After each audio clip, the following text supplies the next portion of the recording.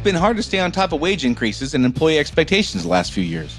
Knowing when to grant wage increases and when to say no has been challenging. Talented employees are hard to find, and there's a finite amount we can spend on wages and still be profitable. It can be frustrating, really frustrating. Here's a case study on how not to handle it. Running a service business can be hard. It is not unusual for business owners in industries like contracting, home repair, auto repair, business-to-business services like janitorial, IT and accounting, and many others to feel overwhelmed by all the priorities facing them at any given time. Between addressing the needs of the customers, managing the employees, figuring out the financials, and getting processes in place, feeling like you're making significant progress on your business journey can be difficult. Welcome to Service Industry Success, hosted by Brian Harding. Each week, Brian will look at real-world strategies for building the business you are dreaming of, while also sharing tactics to get through some of the most frustrating parts of business ownership with a lot more ease. Let's get started. So let me start out by saying the reason I'm telling this is because it highlights a part of human nature I think we really need to pay attention to when we're in leadership roles, especially if we're the business owner. And I also want to preface this by saying, listen, I've done way worse things than what will be illustrated in the story I'm going to share. So this is not a thing where I'm trying to be judgmental. I just think it's something for us to pay attention to. Again, I've done worse stuff than this for sure. Probably in the last 10 years, 5 years. So this is not about like me looking down on people. It's a frustrating situation and it's easy to get wrong. And if we let this thing get a hold of us, I think bad things can happen. So that's why I'm bringing it up. And I just want to be clear on that. Like I get the frustration I'm going to share here. And I also hope that we can all be aware enough of ourselves to not do what I'm going to share here. I just hope we learn a lot from it, honestly. Plus I've heard a version of this. I'm going to take basically like 3 stories and like condense it down to one just for time's sake and anonymity, of course. But I've heard this enough times to know that you've probably heard a version of this by now as well. So this is about a year ago. All the times I heard this was about a year ago. So things were harder then probably than now for most people to hire. It's starting to loosen up a little bit. We're starting to be a little bit easier to find people. Ads are being responded to. People aren't asking for 70% more than they were 5 years ago and whatever. So it's getting a little bit easier. But in this particular case, I was at a function. There's business owners kind of milling around and whatever. And it was mostly business owners. There were some people in like leadership roles, but mostly business owners. And of course, again, a year ago, this is like, spring of 2023, the topic of wages came up, employee wages, because it was a group of business owners and they were all struggling trying to find employees and keep employees. And we all know that over the last few years after 2020, like wages have just like they exploded for almost everyone. So here's the story that was relayed, I should say, at this event I was at, this, business owner gathering, whatever. Again, business owners and leadership role people there. Everyone was familiar with what was going on, meaning everyone could relate to what was being explained here. So here's how the story was told. An employee in a revenue producing role, leadership kind of influential, but not a manager, not a supervisor, but like a top technician, a top revenue producing employee. Maybe not the top. Let's say like an A-, B+ kind of player, right? This employee gets like $1 an hour raise, like an annual kind of thing, or like just like a raise that you would expect. It may not have been annual. It could have been like the employer said, "Hey, we can see that wages are growing for everyone. We're gonna give this employee $1 an hour raise," which I'm gonna guess probably would have been around a 5% raise, maybe somewhere in there. Maybe less, maybe 3%. A couple months later, the employee asked for $2 more an hour, and this is where the problem began for the employer. This really pissed him off. Like he was angry about this. Like, feeling as if like he was already kind of overpaid. Like you were already giving you like more than we should have because like we didn't have to do this $1 hour raise until the COVID thing happened. And now we're already doing that. And now you have the stones to come and ask for $2 an hour more. It's like I'm trying to replicate the posture and the tone of this. But essentially it's like, I'm pissed I'm already overpaying you because I have to in this situation. and now you want $2 an hour more. Like, this is crazy. But he paid it. And he was mad. And his whole point was like, this is BS. These guys aren't worth this much. But what choice do I have? And this was the sentiment. They aren't worth that much. But what choice do I have? So it gets worse. A couple of months later, a few months after that, the employee leaves the company, quits, and goes to work for a competitor. And now the boss is really pissed. He gave him what he wanted, and it still wasn't enough. All that guy cares about is money. He doesn't care about anything else. Selfish bastard. All he cares about is money. Well, I'll tell you what, I got him, by golly. And then he tells the rest of the story. The employee goes to work for Brand X for a few months after leaving, after getting the $2 an hour raise, after getting the $1 an hour raise. But then the employee doesn't like it at Brand X, and the employee wants to come home. And he's hired again by that same boss that was mad that he gave the $1 an hour raise, $2 an hour raise, and was mad that the guy left. The boss says, I'll tell you what, we'll hire you back, but you're not getting the $2. So he hired him back at the amount that he was paid before the employee asked for the $2 an hour raise before he left. And he said, I told him that's what it's going to cost him for all my trouble. And in the end, the boss was happy because, as he said, I got to show him. And so, again, I get the frustration. I get like feeling powerless in a situation where there's a lot of moving parts. Like, we can only charge so much. Our customers are upset where our prices are going up because everyone's prices are going up, and wage expectations are going up, and our materials, like, we can't even get a handle. Like a year ago, like, you couldn't even get a handle like what things were going to cost from month to month, especially things with like metals like copper and stuff like that. Prices were very all over the place. I get the frustration, but it changed from being it changed into a very emotional thing. And that's the part I want to talk about in a second. First, I'd like to tell you how you can join my new group, which is called Business Tips. This is a place where you can ask any question you have about improving your business, your growth, your team, your processes, or your profitability. This group is for anyone who has a team of employees they lead, not just business owners. We meet twice a month on a recorded Zoom, and there's lots of other benefits as well. Go to joinbusinesstips.com to see what all is included. It's less than $100 a month. No contracts, no commitment. Everything's month to month. Again, that's joinbusinesstips.com. You can go see all the stuff that's included. I think it'd be a great fit for anybody who's listening to this podcast. I think it'd be a great fit for you. Of course, that's why I put it together.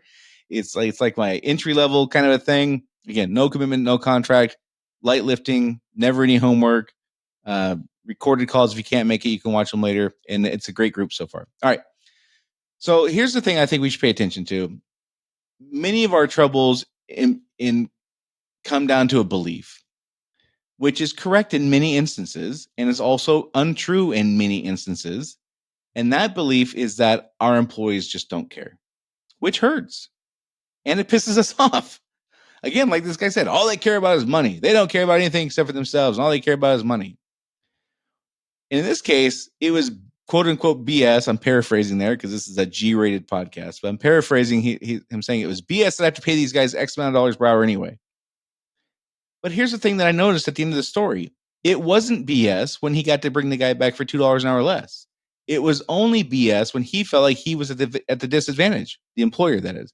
The only time he was really upset is when he felt like he was at the disadvantage. When he had the advantage at the end of the story, no problem.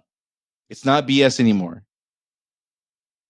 And that stung for a few reasons. One of them is this. This is the exact behavior. I don't mean kind of, sort of. I don't mean close. I mean, this is the exact behavior that got me and my partners to risk everything to start our own business.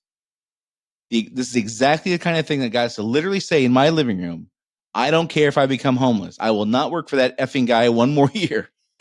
Again, I'm paraphrasing because it's a G-rated podcast, but those words were actually said in my living room by more than one of us, because this is exactly the kind of thing that was happening. Now, I'm not saying that because anyone should care what I was thinking or what my partners were thinking. That's not what this is about. But I would be willing to bet my former employer would love to have the tens of millions of dollars that the company we started generated and the millions of dollars in company valuation that we developed. I'd be willing to bet that they look back and go, it would have been nice to keep these guys around. And there's countless stories like that. Entrepreneurship is full of stories like that. that's this is the kind of thing that gets people to start their own business. And I think we got to pay attention to that. And the reason why it gets people to start their own business because it feels wrong. And I have a theory. I don't know, but I have a theory on why that is. We're gonna get to that in a little bit. So, but one of the questions I think we should ask, or I would recommend that we ask ourselves in these kinds of situations is, why am I okay with having the upper hand when it comes to wages, but I get frustrated when I don't? And I don't mean like a hypothetical. I mean, like, this is a question I need to answer. If I had this position, like, I'm angry that the guy was already quote unquote overpaid at the $1 an hour raise, and then now I'm really upset that he has to get the $2, but I got to pay it. I mean, I got to be in business. I got to have employees. But I'm cool with it when he comes back and I don't pay the $2 now. Like, why is that? Why is it I'm okay not when things are in my benefit, but I'm not okay when I'm at the disadvantage? And I think that's an answer we got to really, if we're in that situation and we have that, that's how we think of this. I think we gotta really be honest with ourselves. And it may not be the honest answer may not be very fun to admit. And again, I'm not judging. Like, I get it. It's frustrating as hell. I get it. But we have to have an understanding of why we would approach it this way. I think. I mean, because again, we're gonna get into some stuff here in a few minutes, but I think that when I say ask ourselves that question, why am I okay having the upper hand about when it comes to wages, but I get frustrated when I don't? I think I really need an answer to that. I need to know what makes me go and how I look at this stuff, because I think it has broader impacts than just the hourly rates, right? So, of course, the honest answer might not be very much fun. And of course, like, we always have to balance this with the knowledge that there's plenty of crummy employees out there who aren't worth what they're getting paid or aren't even worth being kept in the job that they're in. Those people have to go ASAP. Like, those people need to go. If we have somebody on our staff who that we think is not worth keeping, they got to go. Like, now. I'm a firm believer in that. And I get that sometimes we have to wait a few weeks or whatever, but like, keeping them for months and months at a time, that I don't think that's a great idea. And if we have people who are not doing a good enough job to earn the wages that we're paying them, then we need to fix that. And fixing that sometimes means they need to go. And I was teaching a class about a year and a half ago to, again, another group of business owners, business leaders, similar, different environment completely. This is more of a classroom kind of structure. I was at an annual convention teaching a class, and this topic came up then. And one of the things we were talking about was, how to hire in this era. It's different than it was 10 years ago, no question.